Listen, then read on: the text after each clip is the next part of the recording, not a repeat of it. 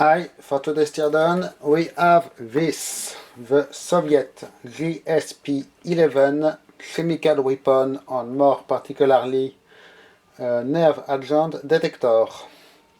So it is a portable unit made for vehicular use in nuclear, bacteriological and chemical detection vehicles. I found it on eBay for less than 100 euros, so I am quite happy with it. Luckily there is some information online about this device on the Russian web. So first you need to read this.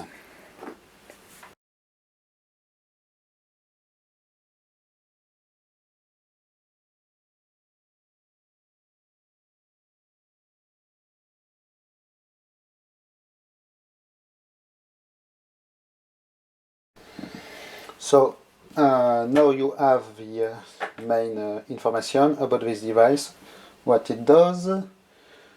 Before we open the case, we will have a look around. So it is an insulated, thick, double layer of aluminium insulated box with some insulation inside. I hope it is not too much of asbestos.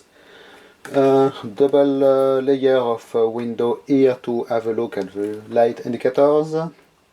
The air input from the outside of the vehicle is here. Here you have a window to see a flow meter. Alarm cutout button here, it seems. If I unscrew this, we have on this air input some kind of filter cartridge. You can remove like this, with some kind of, it looks like sound inside. And it is spring loaded to ensure a good contact of the seal here.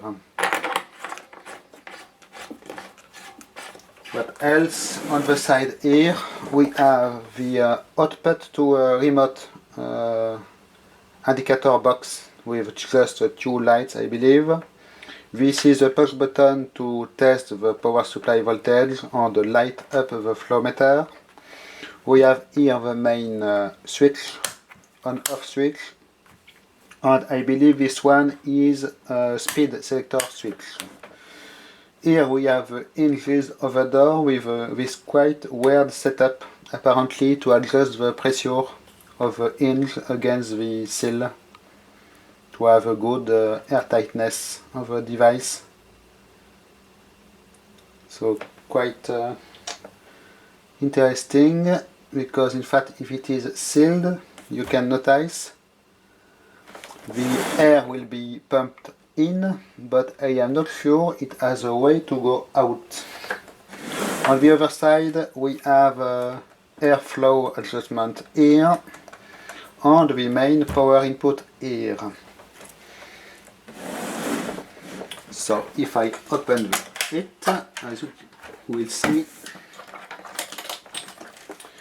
it is pretty complicated, but luckily I found information about this, as you will see just after it. And here is what we have in the door, so a lot of stuff to look at, but first I will power it on and see what happens. So the pinout for the power supply was not too difficult to find out. The first time I did try it, the air pump was working, but now I have a feeling it is not working anymore. Quite weird. And I did not manage to have the tape here working. So if I power it on, you can hear high frequency noise from a power supply inside. We have the controls for heating elements here, because you have heating element in the door to keep a good temperature with the temperature sensor I will show here later. We have also a heater, it seems, around the air input.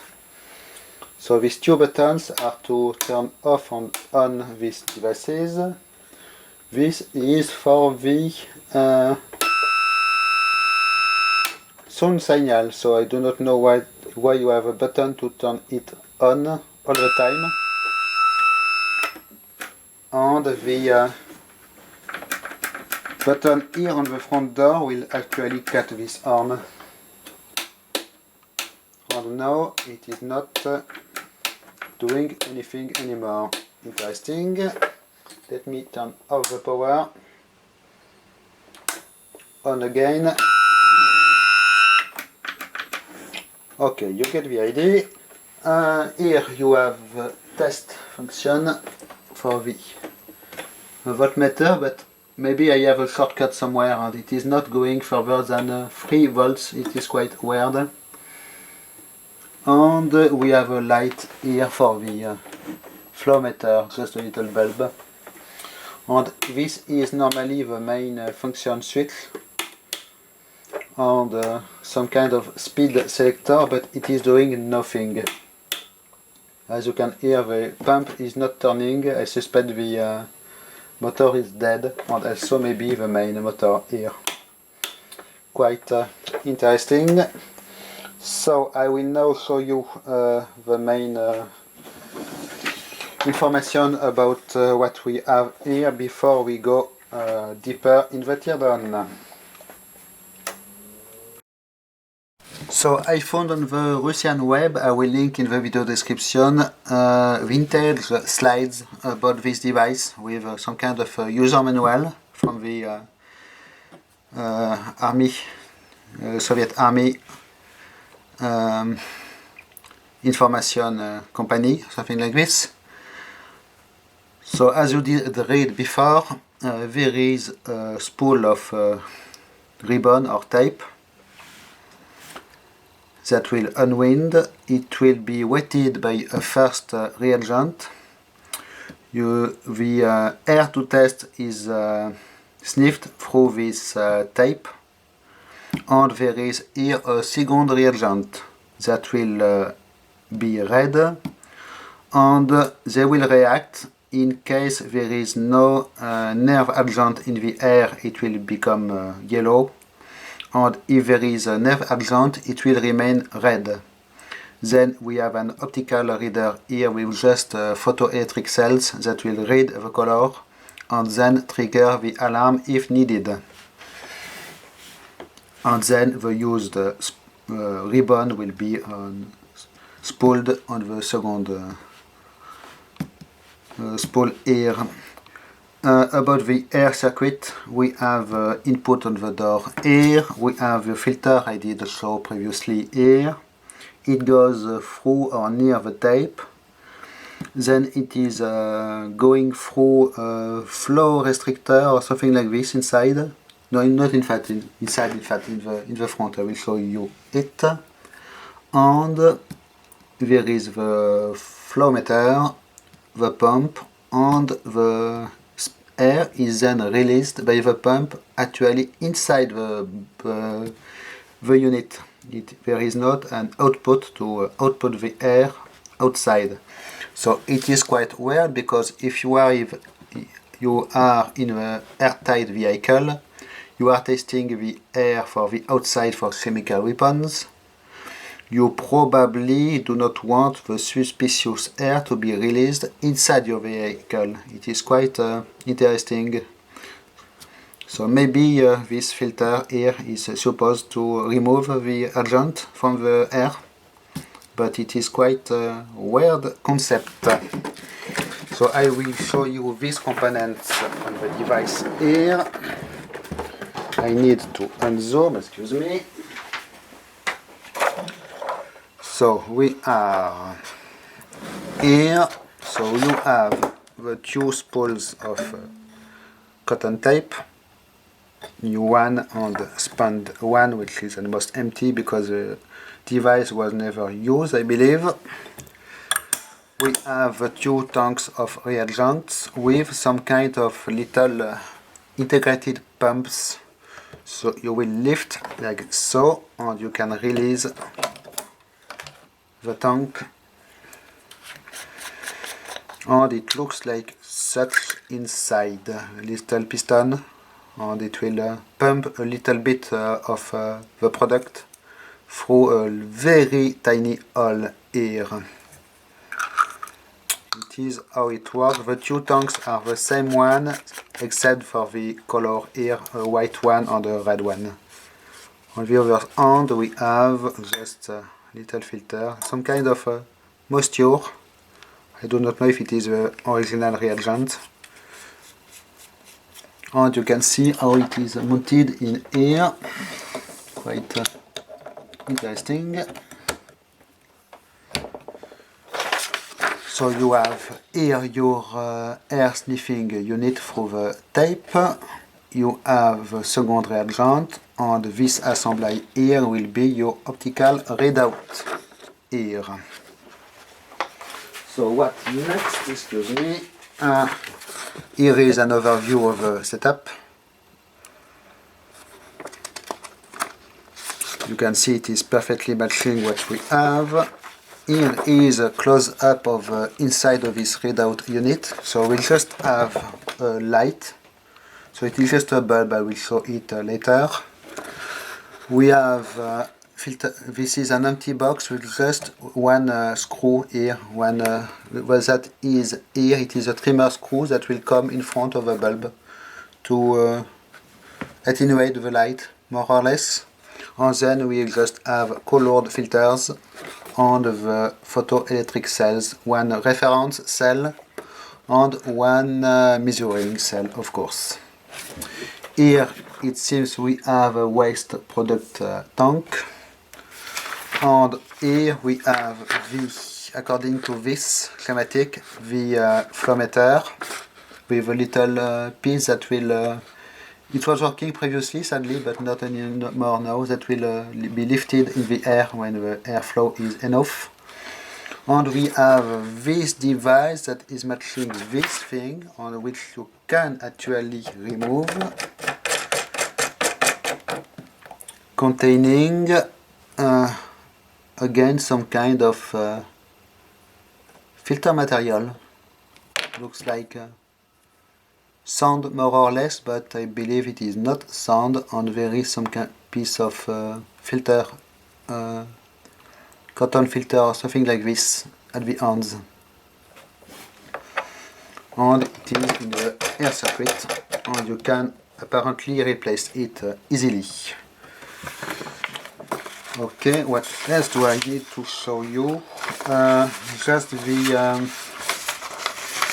accessories, the battery box. It is using an external battery box that looks like this. A big box with just lead acid batteries, regular lead batteries. And there is also a little remote readout unit, which is just a little box with two more lights.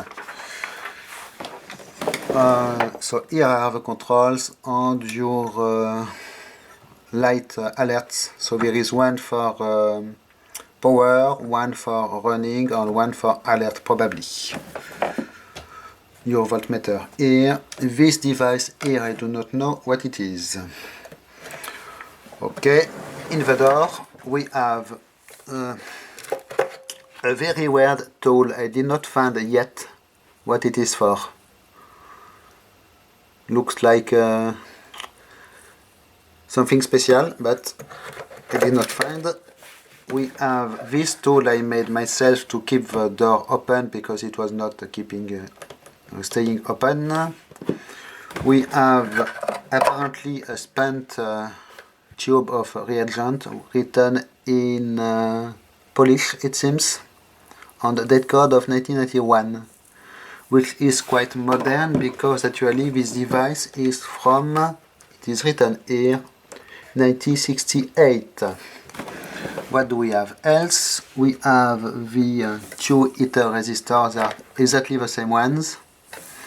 We have a temperature sensors here, and we have just wires going everywhere. Some more clips here to attach accessories which I do not have. And here you can see how the case is thick, and there are screws all around. There is this kind of plastic separator, and a seal. So I do not know if it is this material all the way or there is something else. Because I will show you later, we have asbestos in here, but you will see it better when I remove this box. First, I will remove this window assembly here. You will see how thick it is.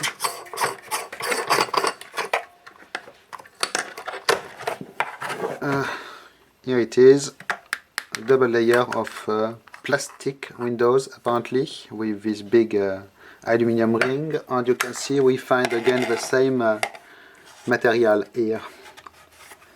So maybe we just have air between the two layers of aluminium to act like an insulator.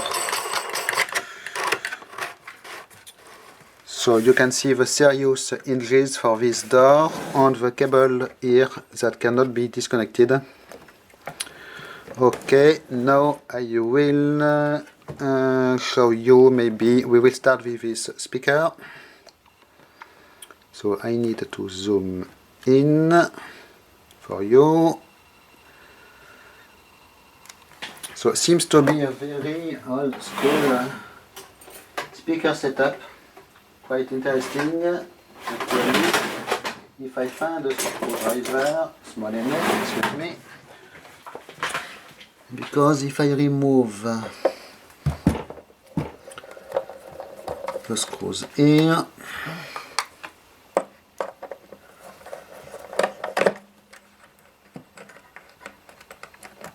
and here, then I can undo the main screws around.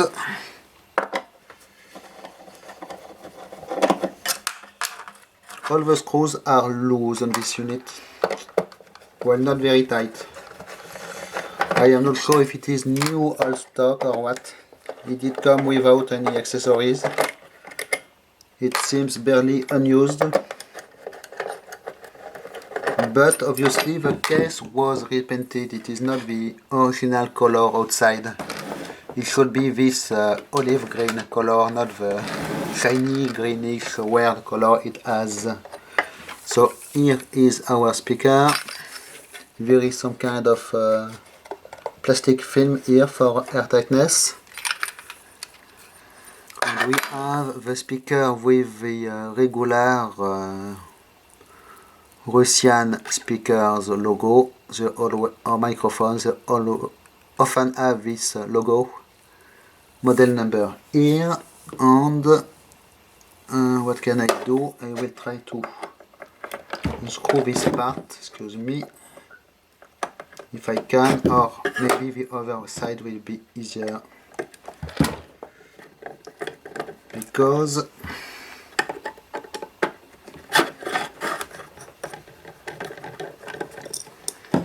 it is quite interesting. Here is what we have inside. So apparently the active piece making the sound is a metal cone, you can see in here, and we have the driving voice coil driving it here. Looks more like a galvanometer than a speaker, like as a setup actually. Just aluminium cover here and brass screws everywhere. Interesting. So this is our speaker. Then we will have a look at the resistors after I reinstall this. Okay, I'm back. So we have 2 times the same resistors. They are exactly identical. I believe they are just to control the temperature inside the cabinet. So if I remove this cover, you can see just a piece of resistive wire mounted on a ceramic insulator, which is suspiciously pink. I believe it must, or it might, or it may at least contain beryllium. You can see how they did put little rings of ceramics also around the connection wires here. And look at this, I will not disturb it too much, but it looks very much like asbestos. And icing on the cake, I have more of it here behind the wall resistor pack. There is actually an aluminum plate and a big piece of asbestos insulating the resistor from the cabinet. On the cover, just a few holes to let the air circulate, and nothing special here. But we will have a look at the temperature control element, because it looks like it has an automatic temperature control made with this unit. So nothing fancy here, very simple. In fact, we have what seems to be two Mercury thermometers that will trigger contact. So Mercury thermometer relay things. Because if I lift this cover, you can see mercury capillary tube, very thin, and contacts at different levels, and also contacts on the bottom, or somewhere else. I guess there must be contact elsewhere. Ah yes, okay, each time two contacts. So when the mercury will reach this level, it will close the contact, apparently. You can see the little tank of mercury here. Some insulator here again, but this is not asbestos, looks more like wool or something like this. Because I believe asbestos is better to insulate hot than cold. Little washers here in brownish material. One did just fall here on the bottom. Apart from this, nothing special in this cover, nothing left to see. More wires going here around the air input. I believe we have some kind of an heater element also in here to heat a little bit the air going in. Just your push button here to cut the alarm, and a little window here to view the flow meter with again double layer of windows. So good thermal insulation, at least on this device. So I will put back this together, and then we will have a look at the business end. Okay, so about the business end that is happening, excuse me, here. We have the light box, so it is just, I did a check inside previously, there is just nothing inside, just the bulb, silver paint, and this screw poking inside in front of the bulb, and then your outputs with lenses and color filters. So it is here a very regular light bulb, nothing special, as you can see. It is attached like so, and we have our two photoelectric cells. So there is some kind of push button here. I do not know if it is to test something, maybe. And we have two times the same kind of photoelectric cell, so considering this one is a lot more easy to access, I will undo this one for you. So two big screws to undo, and here is what it is looking. In fact, there is not much to see, just the surface of a photoelectric cell, and it is in what seems to be here a little carrier thing. You could probably replace the photoelectric cell quite easily. Let me try to undo this assembly like such. Yes, here is what it is looking like, and I believe you could pry it out, but it is very hard, so I will not attempt it. But you get the idea. Just a simple photoelectric resistor, and it is all, and it is actually looking the light through this tape to shed the color of the tape. So really a simple device. The reagents and the color filters make all the magics, I believe, in this thing. So I will quickly reinstall this. Try not to lose the screws inside, could be nice.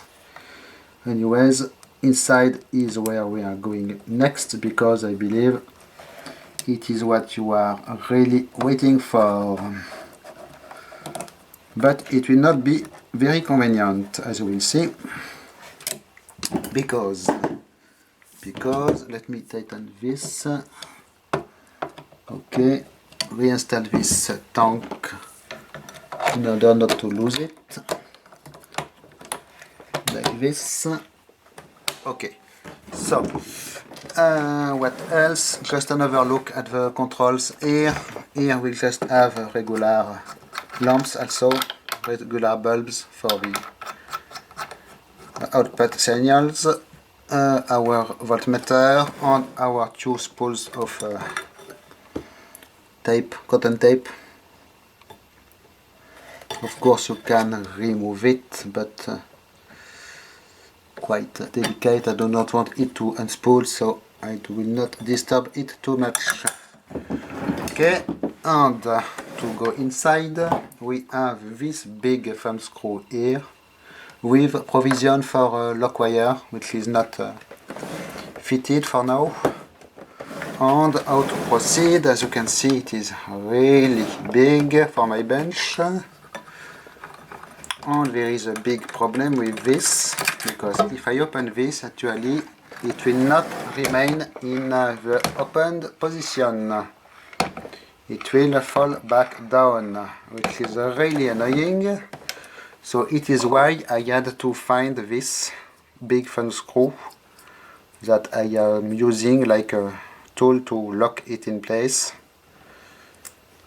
because you do not want to have it smashing your fingers. Believe me, it is quite heavy, the door here. So I will install this like such, and now it is secured in place. So we have at the back of the cabinet here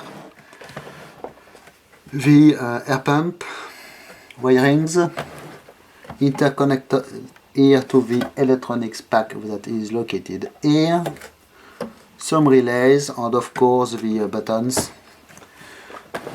Going to the outside, here your flow restrictor setting, flow diameter setting, where you access with a button outside to adjust the airflow when the pump is working, which is not anymore the case.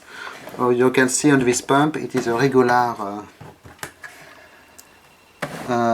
Russian electric motor fitted in this kind of bronze piece. We have one input here, and the other end is connected to nothing. So yes, it is releasing the air it did test inside the cabinet. But considering how airtight is the cabinet, I wonder what it is supposed to do after it. Because first you are releasing potentially toxic air from the outside in your instrument, and then it has nowhere to go, except maybe inside your armored vehicle. It is really a weird setup.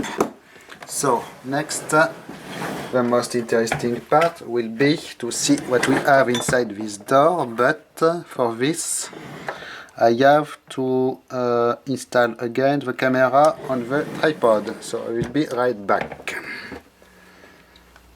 Okay, I am back. So here is what we have behind the door of the instrument. So we will start at the top, just your buttons, the potentiometer here, your voltmeter here, your some kind of capacitor here, a few components on a board like such, and we have some gearbox with one electric motor that will not be working at all, it seems. No sign of life at all on this thing. And we have the gearbox. I did not open it because I suspect it may be full either of oil or of grease, and it may be leaking grease or oil everywhere, so I do not want to open it. Plates with bearings, a micro switch here on the side. It is not easy to see exactly what it is, and your outputs, camshaft outputs, making the thing work. So for the advance of the spool, in fact it will wind the empty spool to pull the ribbon, and it will also actuate your pumps inside the two little tanks here. So this motor seems it is not working at all, but I cannot, maybe I can. If I can pull this, it's shrink. Yes, maybe we can try something. Try to apply some power on it and see what is actually going on with it.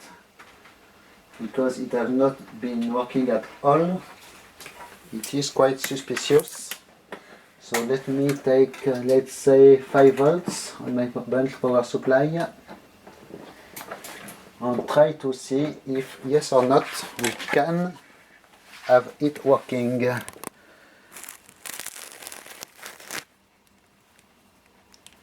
I did not try this previously. Oh. Now it is doing something interesting. So let's have a look at the front if I can. Excuse me. Oh. Yes, actually the tape is turning very slow. And one of the things here did activate. I will increase a little bit the voltage.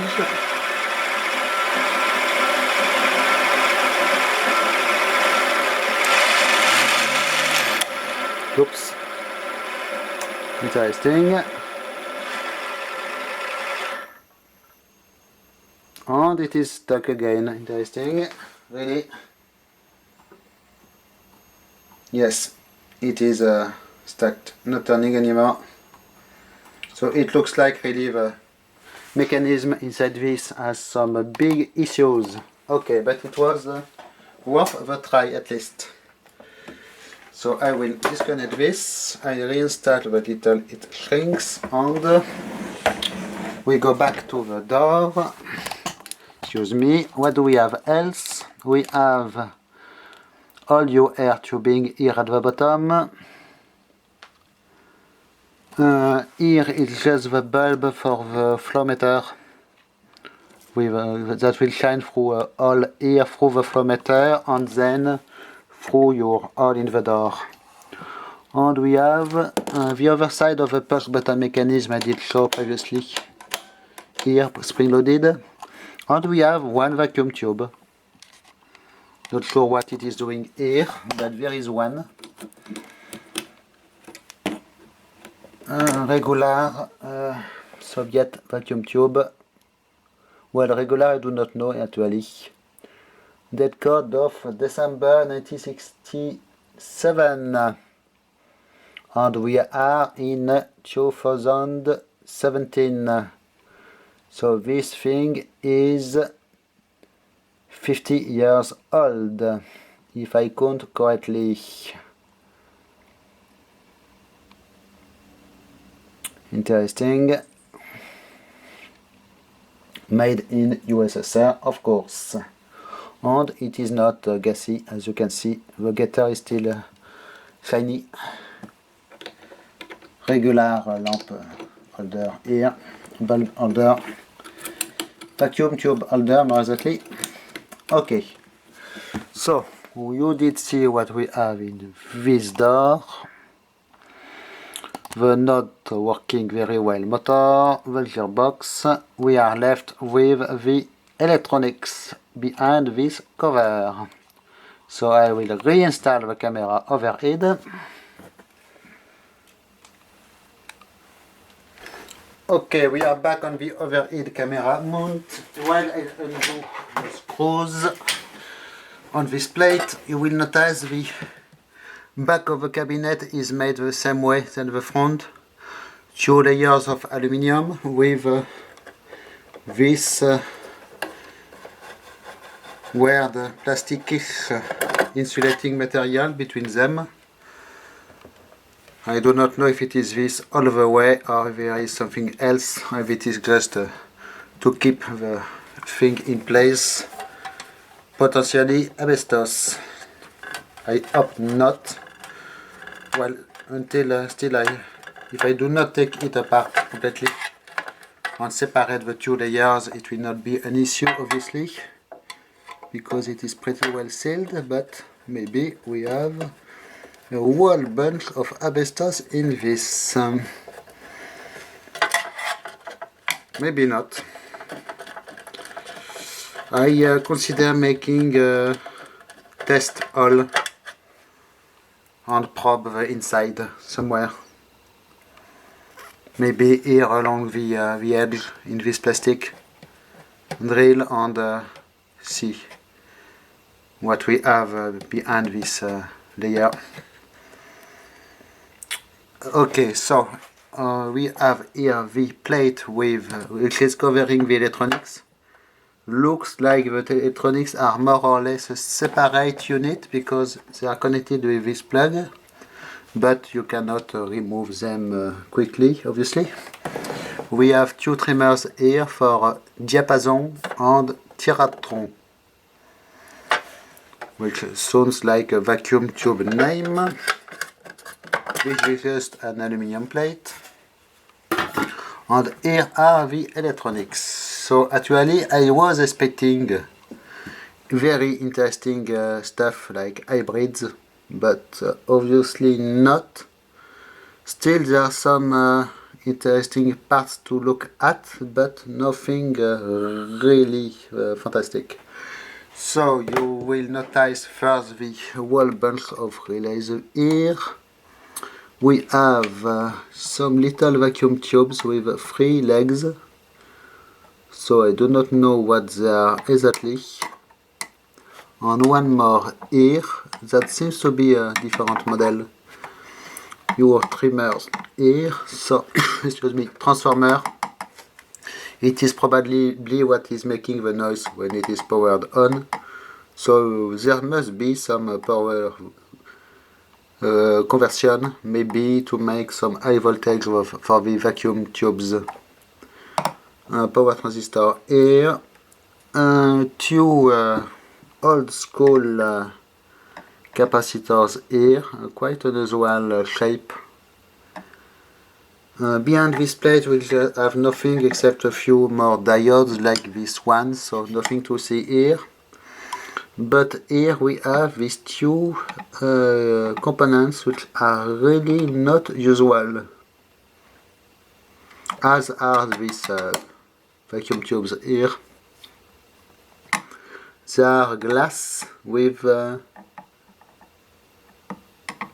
red ring here and something in the middle which I cannot see because of a red ring.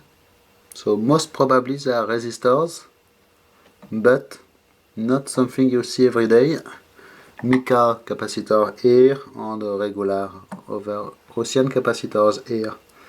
And your regular Russian RES9 relays. Speaking about RES9 relays, I have a whole bunch of them in stock here, as you can see. So they are exactly the same one. It looks like this. And inside, here is what it looks like. There is a Teflon Insulator, 2 coils in a series, and the contacts here mounted on this bakelite base. So very common kind of model of Russian relays. You find them everywhere.